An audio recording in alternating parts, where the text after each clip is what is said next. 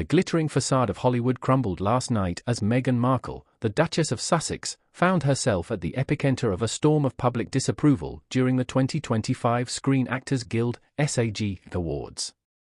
What was intended to be a triumphant return to the limelight quickly devolved into a spectacle of jeers and audible discontent, punctuated by accusations of demanding to be addressed with royal titles, a move that only fueled the already simmering resentment from the star-studded audience. It wasn't just a few scattered whispers, it was a wave of audible boos and heckles, a stark and undeniable rejection that echoed through the auditorium, leaving many wondering if the Duchess had finally crossed a line with the very community that once embraced her. Let's break this down, shall we?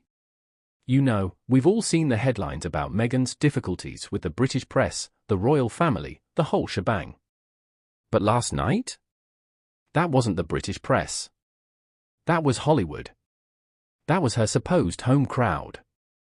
And they turned on her, big time. Apparently, the trouble started even before she hit the stage. Sources within the production team are whispering about a pre-show kerfuffle, a demand, allegedly from her team, that she be introduced and consistently referred to as Her Royal Highness, or at the very least, Duchess. In a room filled with A-listers who've clawed their way to the top, the idea of insisting on titles, especially after stepping back from royal duties, just didn't sit well. It reeked of entitlement, a kind of I'm still special card played in a room where everyone is, well, supposed to be special. And then there was the speech. Oh, the speech. It was supposed to be a moment of solidarity, a rallying cry for actors, a reminder of the power of storytelling. Instead, it came across as tone-deaf and, frankly, a bit self-serving. She started with the usual platitudes about the power of art and the importance of representation, but then she veered into this weird, almost preachy territory about finding your authentic voice and standing in your truth. Now, look, we all know she's had her share of truths to tell, but in that room, on that night, it just felt misplaced.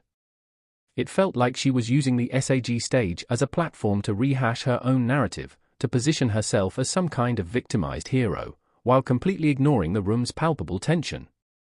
There were audible eye rolls, and more than a few muttered comments about her constant victimhood. It wasn't just the content, though, it was the delivery. It was the slightly condescending tone, the knowing glances, the air of superiority that seemed to permeate every word. And the boos? They were unmistakable. They started as a low rumble during her introduction, a few scattered jeers that quickly escalated as she began her speech. It wasn't a coordinated attack, mind you, but it was a clear and organic expression of collective disapproval,